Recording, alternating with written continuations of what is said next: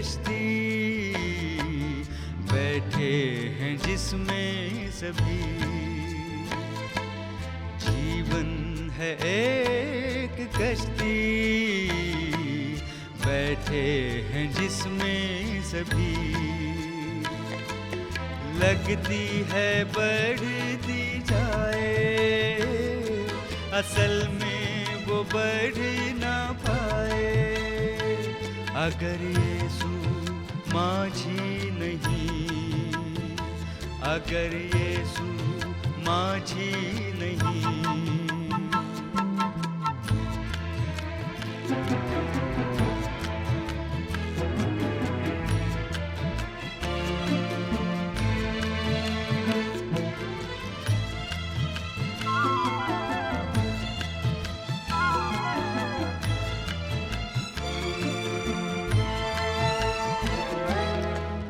चाल आए तूफान आए, घबराए दिल ये मेरा। चाल आए तूफान आए, घबराए दिल ये मेरा। यीशु बनेगा तेरा सहारा, आज़मा ले तू उसको जरा, आज़मा ले तू उसको जरा। जीवन है एक कश्ती, बैठे हैं जिसमें सभी। लगती है बढ़ती जाए, असल में वो बढ़ ना पाए। अगर यीशु माझी नहीं, अगर यीशु माझी नहीं।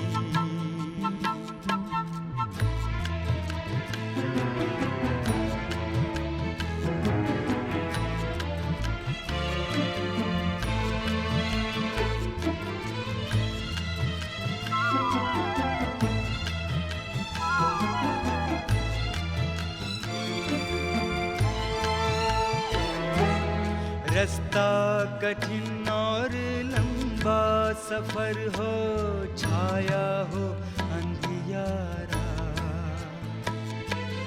रास्ता कठिन और लंबा सफर हो, छाया हो अंधियारा। यीशु ही है जो पार लगाए, पहुँचाएगा वो किनारा, पहुँचाएगा वो किनारा। जीवन है एक कश्ती, बैठे हैं जिसमें सभी। जीवन है एक कश्ती, बैठे हैं जिसमें सभी। लगती है बढ़ती जाए, असल में वो बढ़ ना पाए। अगर यीशु माझी नहीं, अगर यीशु माझी नहीं, अगर यीशु माझी नहीं। मसीह यीशु के नाम में आप सबों को हमारा प्यार भरा नमस्कार। दर्शकों का हम आज के कार्यक्रम में स्वागत करते हैं और आज के इस परमेश्वर की योजना के तहत श्रृंखला में हम रक्त, ज्योति और वेद के विषय में, वेदी के विषय में अध्ययन करेंगे। इससे पहले हम अध्ययन करें, आइए हम परमेश्वर के वचन से पढ़ेंगे। यदि आपके पास बाइबल है, पवित्र बाइबल, तो मेरे साथ निकाल लीजिएगा। इब्रानियों की पुस्तक उसके 9वें अध्याय के 21 और 22वें पद को पढ़ूंगा मैं। यहाँ इस प्रकार लिखा हुआ है, और इसी रीति से उसने तंबू और सेवा के सारे सामान पर लहू छिड़का।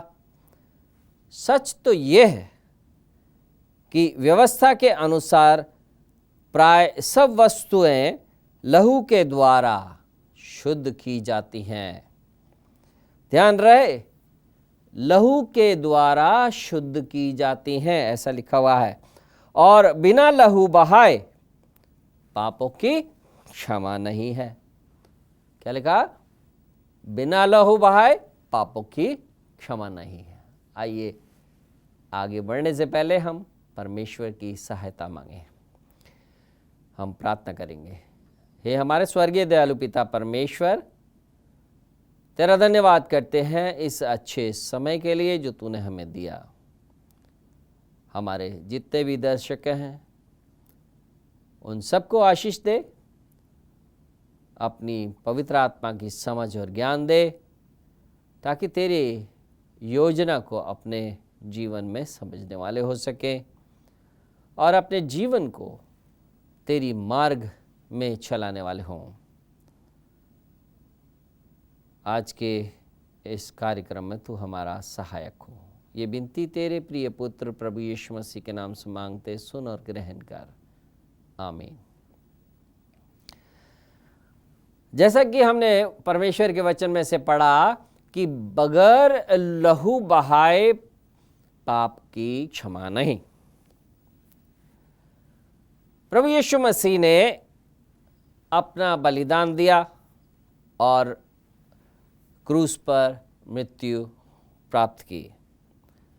उसके बाद धर्मी जितने भी लोग हैं जो अपनी जीवन में क्षमा याचना करते हैं, वो उससे प्रार्थना करते हैं और उनकी क्षमा याचना को सुना जाता है और उन्हें शुद्ध किया जाता है। परंतु उनका क्या होगा जो आदम के समय से प्रभु यीशु मसीह के समय तक पहले आ चुके हैं? भाई, सवाल जायज़ है और इसका समझना भी हमारे लिए आवश्यक है कि आदम के समय से लेकर प्रभु यीशु मसीह के समय तक जितने लोग आए थे उनका क्या होगा, उन्हें क्षमा कैसे प्राप्त होगी? इसका उत्तर पुराने नियम में पाया जाता है, जहां बलिदान के द्वारा ये क्षमा का योजना प्राप्त हुई है। जब आदम ने पाप कर दिया अदन की वाटिका में,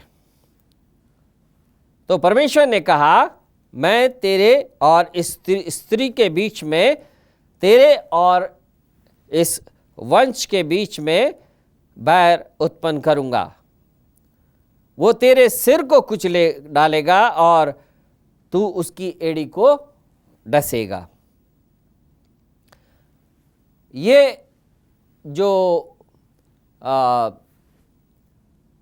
उम्मीद हमारी थी, ये सबसे पहली उम्मीद बाइबल में पाई जाती है और यही संकेत था प्रभु यीशु मसीह का इस धरती पर आने का।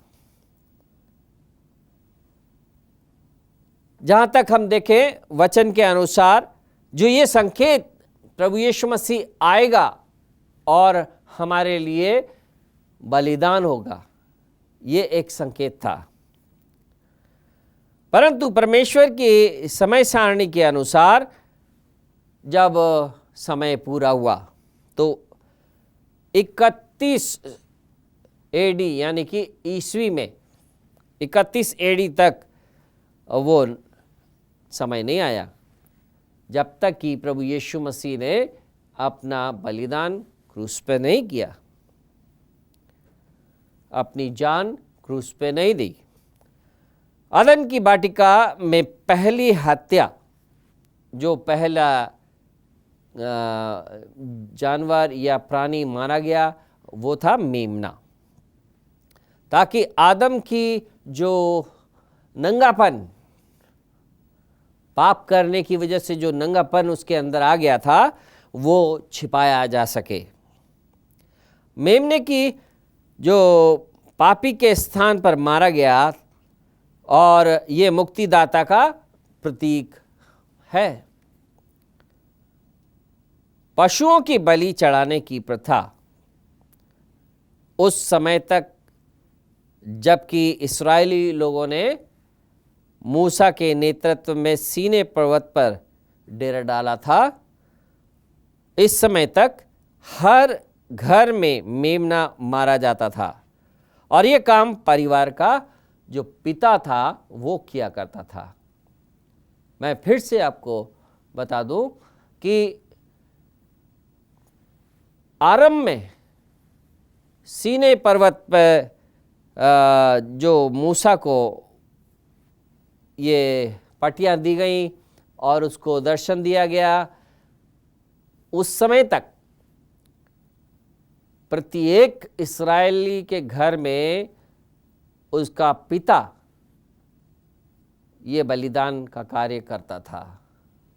जहाँ तक उसके बाद की बात है, वो बदलता चला गया। जहाँ सीनै पर्वत पर जो मैं अब बता रहा हूँ, परमेश्वर ने कहा कि वे मेरे लिए पवित्र स्थान बनाएं कि मैं उनके बीच में निवास करूं। निर्गमन की पुस्तक उसके 25वें अध्याय के 8वें पद में ये लिखा हुआ है। आपके पास बाइबल है तो आप खोल सकते हैं और मेरे साथ पढ़ सकते हैं। क्या लिखा हुआ है? वे मेरे लिए पवित्र स्थान बनाएं कि मैं उनके बीच में निवास करूं। फिर बलि चढ़ाने का संस्कार रद्द हो गया। उनका एक केंद्र, एक विशेष स्थान बना दिया गया और याजकगण इस कार्य को करते थे। जब परमेश्वर स्वयं अपने लोगों के साथ जब निवास करना चाहता था, स्वर्ग का एक छोटा सा अंश कुछ समय के लिए जगत में मनुष्यों के पापों की देखभाल के लिए आ गया और मनुष्यों को जो दशा थी उससे मुक्ति दिलाने के लिए योजना में शामिल हो गया, जब तक कि समय पूरा नहीं हुआ। गलतियों 4 अध्याय के 4 पद में लिखा है कि जब समय पूरा हुआ तब प्रभु यीशु मसीह इस धरती पर आया और इस संसार पर आया।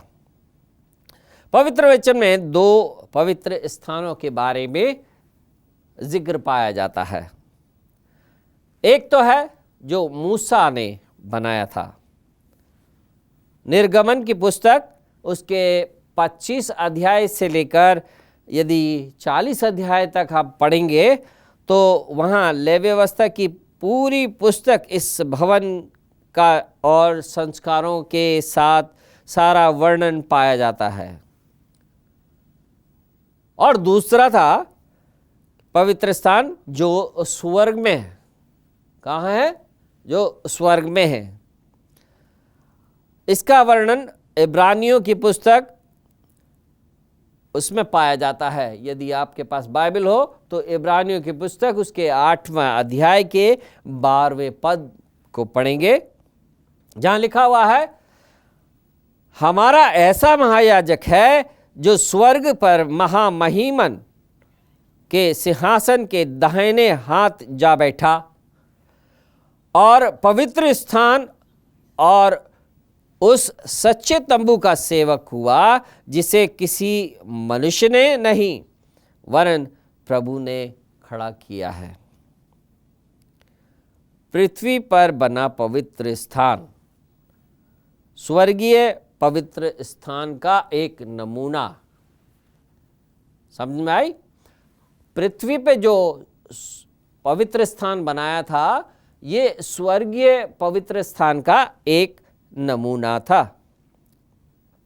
यदि हम पृथ्वी पर बने पवित्र स्थान का अध्ययन अच्छी तरह से करें तो हमें पता लग जाएगा कि स्वर्गीय स्थान में जो कैसे कार्य होता था, जहाँ महायाजक प्रभु यीशु मनुष्य के लिए सेवा कार्य आज कर रहा है। पृथ्वी पर बने पवित्र स्थान का एक छोटा सा वर्णन कुछ इस प्रकार से है। एक आंगन होता था और जो सूक्ष्म सनी के कपड़ों के पर्दों से घिरा हुआ होता था। एक पीतल की बेदी जहाँ रोजाना बलिदान किया जाता था। एक हौद होती थी और उस हौद में याजक अंदर प्रवेश करने से पहले नहाते थे। अंदर 2 कमरे होते थे। पहला कमरा पवित्र स्थान, जहां एक रोटी रखने के लिए एक मेज थी, ज्योति के लिए एक दीवट था और सुगंधित धूप उसके लिए एक बेदी रखी गई थी। और दूसरा कमरा जो था पवित्र स्थान, जो परम पवित्र स्थान कहलाता है, जिसमें एक लकड़ी का संदूक पाया जाता था, जो भीतर बाहर से सोने से मड़ा हुआ होता था। जो पवित्र स्थान, परम पवित्र स्थान में ये संदूक पाया जाता था। इसमें परमेश्वर की दी हुई 10 आज्ञाएं पाई जाती थी।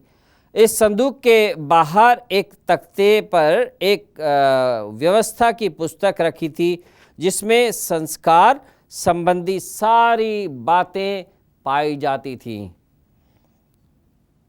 जब कोई इस्राएली पाप करता, वो एक मेमना निवास स्थान से लेकर आता था और उसके सिर में हाथ रखकर उसे बलि करता था।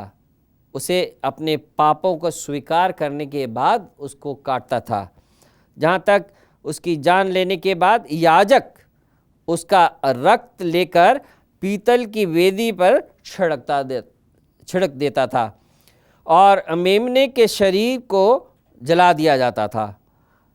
ये सुबह और शाम को 2 समय में होता था। जहाँ तक ये 2 समय जो थे, वहाँ ये भेंट चढ़ाई जाती थी और उसका रक्त बीच वाले पर्दे में छिड़क दिया जाता था, जो परमेश्वर की और उसकी व्यवस्था की उपस्थिति में किया जाता था। इस्राएली लोगों को सिखाया जाता था कि क्षमा रक्त के बिना नहीं प्राप्त हो सकती है। ये प्रभु यीशु का प्रतीक था, जो कि सच्चा मेमना है और जिसका रक्त मनुष्य के पापों के लिए बहाया गया है। आदम के समय से लेकर प्रभु यीशु के क्रूस पर चढ़ाए जाने तक पापों की क्षमा उस वचन को विश्वास के द्वारा स्वीकार करने से प्राप्त होती थी। कैसे होती थी? विश्वास करने के द्वारा प्राप्त होती थी कि प्रभु यीशु के रक्त से क्षमा उपलब्ध हो सकती है। सन 31 ईस्वी में प्रभु यीशु को क्रूस पर चढ़ा दिया गया। दानियल की पुस्तक में लिखा है, वो मेल बलि और अन्न बलि को बंद करेगा। क्या लिखा है? वो मेल बलि और अन्न बलि को बंद करेगा। ये सब यीशु की ओर संकेत करते हैं। जितनी भी बलिदान थे, वो सब के सब यीशु की ओर संकेत करते हैं। और परमेश्वर ने बलि चढ़ाने की प्रथा को इसलिए बनाया था कि मनुष्य मुक्ति की योजना को समझ सके। मनुष्य मुक्ति की योजना को समझ सके। जब तक कि प्रभु यीशु का आगमन न हो, उसको वो समझ आना चाहिए कि बगैर लहू बहाए पापों की क्षमा नहीं है। उसके बाद याजकों, बलिदान, दीवट, बेदी और सुगंधित धूप की आवश्यकता समाप्त हो गई। जब प्रभु यीशु मसीह बलिदान हुए, इसके बाद ये सब समाप्त हो गई, क्योंकि जिनकी ओर यह सब संकेत करते थे जगत में आ गया था और क्रूस पर चढ़ा दिया गया था। तो प्रभु यीशु मसीह का बलिदान जो क्रूस पे हुआ, ये उस पवित्र स्थान जो परमेश्वर ने कहा था कि मेरे लिए वेदी बनाओ, मेरे लिए पवित्र स्थान बनाओ जहां मैं तुम्हारे साथ निवास करूंगा, ये उस समय तक के लिए था जब प्रभु यीशु मसीह जब तक बलिदान नहीं हुए थे। प्रभु यीशु ने जाने के पहले आराधना करने की एक नई प्रणाली बनाई। मसीही कलीसिया, जिसका वह स्वयं अगुवा है, मसीही कलीसिया जिसका वो खुद अगुवा है, पवित्र आत्मा उसके स्वर्ग जाने के बाद उसका प्रतिनिधित्व करता है। और जितने पादरी लोग हैं, पास्टर्स, वो नेता हैं और वो अगुवाई करते हैं प्रत्येक पापी को परमेश्वर के नज़दीक लाने के लिए। लोग स्वर्ग की ओर देखते हैं क्योंकि मसीह ने उस हाथ के बनाए पवित्र स्थान में, जो सच्चे पवित्र स्थान का नमूना है, प्रवेश नहीं किया, पर स्वर्ग में ही प्रवेश किया ताकि हमारे लिए अब परमेश्वर सामने दिखाई दे। इब्रानियों 9 अध्याय के 24वें पद में लिखा है, क्या लिखा है? क्योंकि मसीह ने उस हाथ के बनाए पवित्र स्थान में, जो सच्चे पवित्र स्थान का नमूना है, प्रवेश नहीं किया, पर स्वर्ग में ही प्रवेश किया ताकि हमारे लिए अब परमेश्वर के सामने दिखाई दे। मित्रों, जब हम प्रार्थना करते हैं प्रभु यीशु मसीह से, वो हमारी प्रार्थना सुनता है। और हम जब हृदय से समर्पित होकर प्रार्थना करते हैं तो वो परमेश्वर पिता के सामने है, उस मंदिर में जो पवित्र स्थान स्वर्ग में पाया जाता है। वो परमेश्वर पिता से कहता है कि मैंने इसके लिए रक्त बहाया है, और वो आपकी पवित्र शुद्धिकरण के लिए और आपके पाप के क्षमा याचना के लिए प्रार्थना करता है। मित्रों, आपकी प्रार्थना यीशु की इस सेवा कार्य के द्वारा परमेश्वर के सिंहासन तक पहुंचती है और धर्मी जीवन व्यतीत करने की शक्ति जो पवित्र आत्मा है, जो उसका प्रतिनिधित्व करता है, वो आपको आगे अगुवाई देता है, आपकी सहायता करता है ताकि आप अच्छे काम कर सकें इस धरती पर रह गए। काफ़ी वर्षों पहले की बात है, एक आराधनालय का निर्माण जारी था। कहीं ऊपर एक मजदूर चढ़ा हुआ था और कार्य कर रहा था। नीचे जो भेड़ बकरियां चर रही थी, वो काफ़ी ऊंचे से गिर गया और लोगों ने सोचा अब तो ये मर जाएगा। परंतु वो जब नीचे गिरा तो एक मेमना था, भेड़ थी, उसके ऊपर जाके गिरा। उसकी जान तो बच गई, परंतु उसके भार की वजह से वो भेड़ की जान, मेमने की जान निकल गई। मित्रों, उस व्यक्ति ने अपनी इस बचाव के लिए धन्यवाद के साथ उस आराधना के सामने एक मेमने की प्रतिमा लगाई।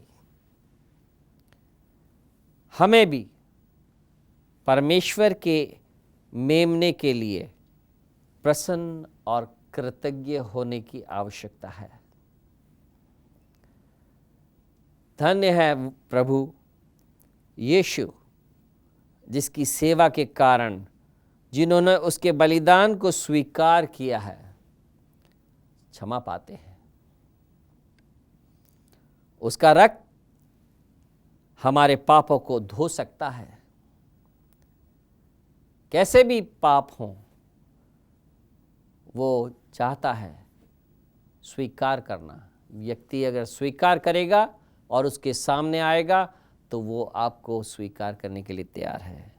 क्या आप परमेश्वर के इस मुक्ति के प्रबंध के लिए धन्यवाद देना चाहते हैं? अपना जीवन प्रभु यीशु को अर्पित करना चाहते हैं? हमारी प्रार्थना है कि आप में उसकी प्रतिमा बनती चली जाए। आप दिन प्रतिदिन उसके जीवन में समान, उसके जीवन के समान अपने जीवन को बनाने वाले हैं। प्रभु आपको आशीष दे। आइए छोटी सी प्रार्थना करते हैं। स्वर्गीय दयालु पिता परमेश्वर, तेरा धन्यवाद करते हैं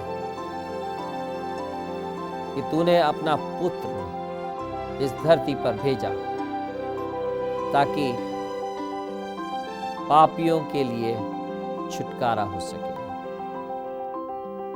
उसने जो हमारे पापों के खातिर लहू बहाया, इसका महत्व हम समझने वाले हो सके। प्रत्येक दर्शक को शक्ति व सामर्थ्य दे ताकि इस योजना में शामिल होने वाले हो सके और तेरी आशीष को प्राप्त करने वाले। ये विनती तेरे प्रिय पुत्र प्रभु यीशु मसीह के नाम से मांगते, सुन और ग्रहण कर।